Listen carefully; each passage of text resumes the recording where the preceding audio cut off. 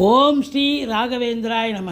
சிம்மமுகே ரௌத்ர ரூபிண்யாம் அபயஸ்தாங்கித கருணாமூர்த்தே சர்வ வியாபிதம் லோகரட்சமாம் பாப விமோசன துரித நிவாரணம் லக்ஷ்மி கடாட்ச சர்வாபீஷ்டம் அநேகம் தேஹி நுரசிம்மா. ஹரிநாராயண துரித நிவாரண பரமானந்த சதாசிவ சங்கர யோகிராம் சுரத்குமார் ஜெயகுரு ராயா. உலகெங்கிலும் வாழ்ந்து கொண்டிருக்கும் ஸ்ரீ ராகவேந்திரா யூடியூப் சேனல் நேயர்களுக்கு டாக்டர் சைதே ராஜாவின் அன்பான வணக்கங்கள். இதுவரைக்கும் எங்கள் சேனலை பார்த்து கொண்டிருக்கும் அன்பர்கள், சப்ஸ்கிரைப் செய்யாதவர்கள் சப்ஸ்கிரைப் செய்து கொள்ளும்படி கேட்டுக்கொள்கிறோம். ரைட் சைடில் சப்ஸ்கிரைப் இருக்கும், பெல் பட்டன் இருக்கும், ரெண்டுத்தையும் ப்ரெஸ் பண்ணிங்கன்னா அடுத்த நொடியே எங்களுடைய வீடியோ உங்களை நோக்கி வர துவங்கிவிடும். இந்த எபிசோடில் நம்ம குரு வக்ரமாகிறார். 120 நாள், 15/10/2024 முதல் 11/2/2025 வரைக்கும் ஒவ்வொரு ராசிக்கும் என்ன பலன் தரப்போகிறாருன்னு பார்க்கலாம் வாங்க. குணமிகு வியாழ குரு பகவானே மனமுடன் வாழ மகிழுடன் அருள்வாய். பிரகஸ்பதி வியாழ பரதகுரு நேசா கிரகதோஷமின்றி கடாட்சி தருள்வாய். குரு வக்ர பயிற்சி. இந்த குரோதி ஆண்டில் குரு வக்ரம் பெறுகிறார். ரிஷபத்தில் வக்ரம் பெறுகிறார். ஆனால் பின்னோக்கி செல்கிறாரா என்று சொன்னால் பின்னோக்கி செல்லவில்லை. அதே வீட்டில் இருந்து வக்ரம் பெறுகிறார். அப்போது ஒரு கிரகம் வக்ரம் பெறுகிறது என்று சொன்னால் நேர்கதியில் செல்லும்பொழுது அதனுடைய பலன் நன்றாக இருக்கும், சுப பலனை தருவார். வக்ரகதியில் போகும்பொழுது அந்த பலன் நேரடியாக, அதாவது எதிர்ப்பாக அமையும் அப்படின்னு சொல்லலாம். இந்த குரு பொறுத்தவரையிலே இல்லைன்னு சொன்னாலே, குரு இருக்கிறதுலையே மிக மிக சுபத்தன்மை வாய்ந்த ஒரு கிரகம். குரு இருக்கிற இடமும் நல்லது செய்வார், பார்க்குற இடம் கோடி புண்ணியன்னு சொல்லி கேள்விப்பட்டிருக்கீங்க. குருவுக்கு தான் இருக்கிற இடத்துல இருந்து 5ஆம் இடம், 7ஆம் இடம், 9ஆம் இடத்தை குரு பார்க்குறார். குரு பார்க்குறதால தான் குருவனுடைய பார்வை ஒவ்வொரு பாவத்துக்கு, அதாவது சில எந்த லக்னத்தில் யார் பிறந்திருந்தாலும் குருவனுடைய பார்வை இருக்குது பாருங்கள். ஏதாவது ஒரு பாவம் 3 பாவத்தை பார்க்கும். அதனால் அப்படி இருக்கும் பட்சத்தில் ஓரளவுக்கு நன்மைகள் நடைபெறும் அப்படின்னு சொல்லலாம். குருவுக்கு தேவகுரு அப்படின்னு பேர். குருவுக்கு பல பெயர்கள் இருக்கிறது. அந்தணன், பொன்னன், வியாழன், பிரகஸ்பதி அப்படின்னு சொல்லுவாங்க. அதனால் ஒருவருடைய ஜாதகத்தில், பிறப்பு ஜாதகத்தில் குரு தனித்து இருக்கக்கூடாது. அந்தணன் தனித்திருக்கையில் அவதிகள் மெத்த உண்டு. யார் கூடயாவது இன்னொரு கிரகத்தோடு சேர்ந்து இருந்தார்னு சொன்னால் குரு ரொம்ப, இன்னொரு சுப கிரகத்தோடு சேர்ந்து இருந்தார்னு சொன்னால் ரொம்ப பிரமாதமாக ஒர்க் அவுட் ஆகும். இந்த குரு பார்வை கோடி நன்மைன்னு சொன்னோம் இல்லையா. இப்போது யாரோ ஒருத்தருக்கு ஒரு லக்னம் போயிட்டுருக்கோம். அந்த லக்னத்துக்கு ஒரு தசாபுத்தி போகும் ஒருத்தருக்கு. எந்த தசாபுத்தி, அதை ஒரு கடக லக்னம்னு வைங்க, செவ்வாய் என்னுடைய தசாபுத்தி போகுது அப்படின்னா, செவ்வாயை குரு பார்த்தாலோ குரு சேர்ந்தாலோ அந்த நடக்கிற தசாபுத்தியை, புத்திநாதனை குரு பார்க்குறார், இல்லை குரு சேர்ந்திருக்கிறார், இல்லை குரு சாரம் பெற்றிருக்கிறார். இப்படி இருந்ததுன்னு சொன்னாலே அந்த தசா புத்தி ரொம்ப நல்லா இருக்குங்க, ரொம்ப அமக்கலமாக இருக்கும். அப்படி இந்த குருவனுடைய நிலை பார்த்திங்கன்னா, ஒரு தீய கிரகம் இருக்குது, தீய கிரகத்தினுடைய தசாபுத்தி நடக்குது. அப்போது குரு பார்வையில் இருக்குதுன்னு சொன்னால் அந்த தீய குணங்கள் அந்த அளவுக்கு இருக்காது, ஓரளவுக்கு நன்மைகள் நடக்கக்கூடிய ஒரு சூழல் ஏற்படும் அப்படின்னு சொல்லலாம். குரு பாருங்கள், உச்சமடைகிறது கடகத்தில் உச்சமடைகிறார். நீச்சமடைகிறது மகரத்தில் நீச்சமடைகிறார். ஆட்சி பெறுவது தனுசு, மீனம். இதில் பார்த்தீங்கன்னு சொன்னால், இப்போது ஒரு கிரகம் ஆட்சி பெற்றிருக்கு. இப்போ தனுசு மீனத்தில் குரு ஆட்சி பெற்றிருக்கார். ஆனால் வக்ரம் ஆயிட்டார் அப்படின்னு சொன்னால், குருன்னு போட்டு போட்டு ப்ராக்கெட்டில் போட்டிருப்பாங்க வக்ரம்னு, இல்லை இங்கிலீஷில் ஆர்னு போட்டிருப்பாங்க, ரிவர்ஸ். அப்போது நேருக்கு இப்போ ஒரு கிரகம் ஆட்சி பெற்றிருக்குன்னா சூப்பராக பலனை தரும். ஆனால் அதுவே வக்ரம்னு போட்டாங்க அப்படின்னு சொன்னால் அது நீச்ச பலனை தரும், சரியான ஒரு பலனை எதிர்பார்க்க முடியாது.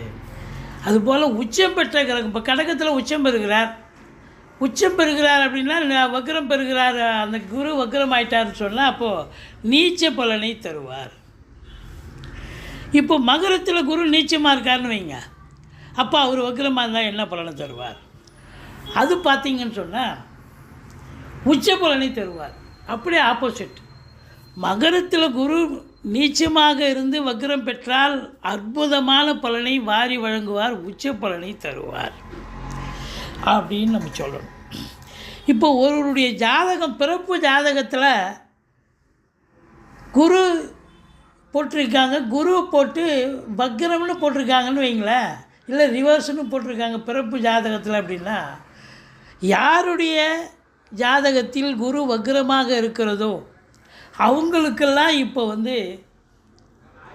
குரு வக்ரமாக இருக்கிறதால நல்ல பலனையே வாரி வழங்குவார்.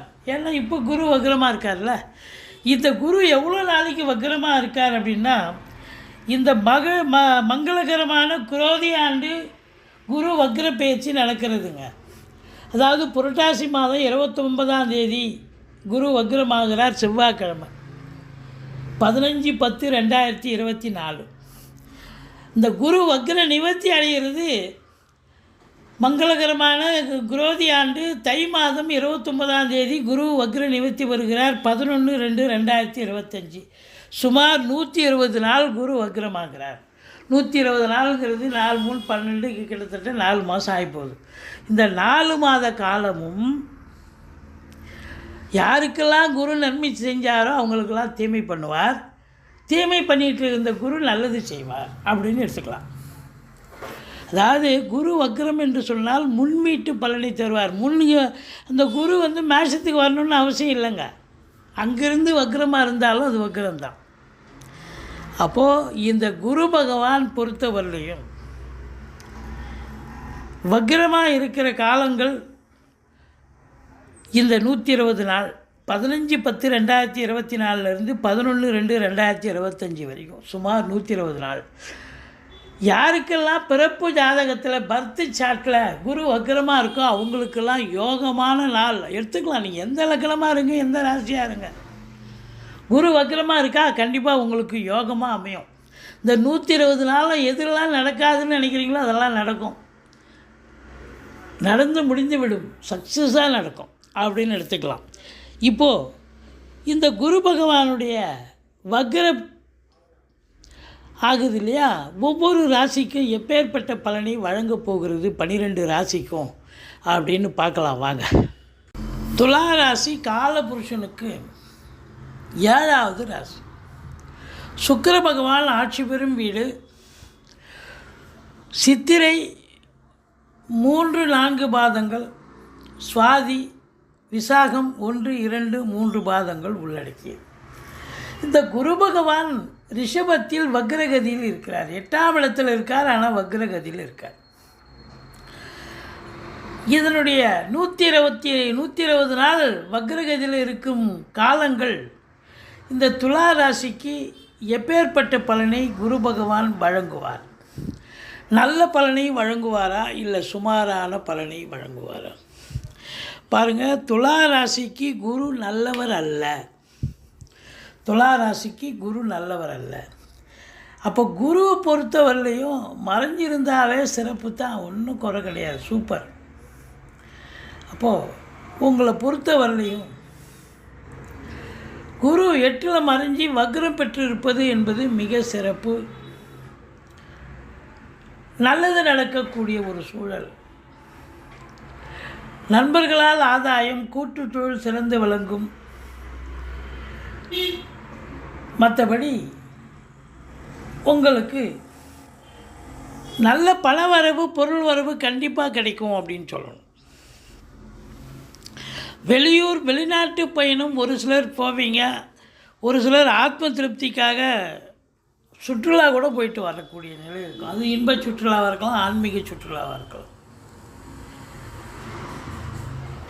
4ஆம் இடம் மிக சிறப்பாக இருப்பதால் தாய் வழி சொந்தங்களால் அனுகூலம், அசையா சொத்துக்கள் மூலம் ஆதாயம், வண்டி வாகனங்கள் ஆதாயத்தை தரக்கூடிய ஒரு நிலை.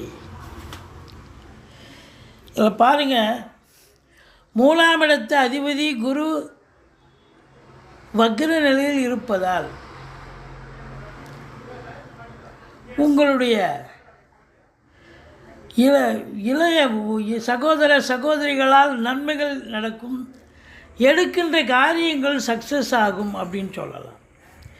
இந்த பிபிஓ சாஃப்ட்வேர், ஹார்ட்வேர், தபால் தந்திலாக்கா, கொரியர் சர்வீஸ், விளையாட்டு வீரர்கள், வீராங்கனைகள், நடனக் கலைஞர்கள், ஸ்டண்ட் கலைஞர்கள், பின்னணி பாடகர்கள், இசையமைப்பாளர்கள், இசை வல்லுநர்கள், சினிமா மற்றும் தொலைக்காட்சி பிரிவில் பணியாற்றக்கூடிய நடிகைகள், டெக்னீஷியன்கள், எடிட்டர்கள், கேமராமேன்கள், புகைப்பட கலைஞர்கள் அத்துணை பேர்களுக்கும் வாய்ப்புகள் வந்து கதவை தட்டும். 6ஆம் இடத்து அதிபதி உங்களுக்கு 6க்குடையவன் 8க்கு போகிறது. கெட்டவன் கெட்டிடில் கிட்டிடும் ராஜயோகம். அப்போது அவர் வக்ரமாக இருக்கார் அப்படின்னு சொன்னால் நண்பர்களால் பிரச்சனைகள் வரும், கடன் சுமை இருப்பவர்களுக்கு விழி பிதுங்க வைத்துவிடும். மற்றபடி உங்களுக்கு ரோக சத்துருஸ்தானம், தேக ஆரோக்கிய குறைவு ஏற்படும் அப்படின்னு சொல்லலாம். மற்றபடி இந்த 8ஆம் இடம் வக்ரம் பெறுவது என்பது இந்த அதிர்ஷ்ட வாய்ப்புகள் ஒரு சிலருக்கு எதிர்பார்த்து காத்துட்ருப்பீங்க, அதெல்லாம் நடக்காது. இது நடக்கணும்னு நினைக்கிறீங்களோ அதெல்லாம் நடக்காது. கணவன் மனைவி இடையே கருத்து வேறுபாடு வரும். கணவன் மனைவிக்கு, அதாவது வாழ்க்கை துணை அல்லது மனைவிக்கு தேக ஆரோக்கிய குறைவு ஏற்பட்டு மருத்துவமனைக்கு அழைத்து செல்ல நேரிடும். மற்றபடி பார்த்தீங்கன்னு சொன்னால் இந்த சனி பார்வை 7ஆம் இடத்தை பார்க்குறதால நம்ம சொல்கிறோம். மற்றபடி 11ஆம் இடம் சனி பார்வையில் இருக்கிறதால எண்ணிய செயல் ஈடேறுவதில் காலதாமதமாகும். மூத்த சகோதரம் இருந்தால் அவர் உங்களுக்கு அகென்ஸ்டாக இருக்கக்கூடிய நிலை. மற்றபடி செலவினங்கள் ஏற்பட்டாலும் சுப செலவுகளும் அசுப செலவும் சேர்ந்தே வரக்கூடிய காலம்.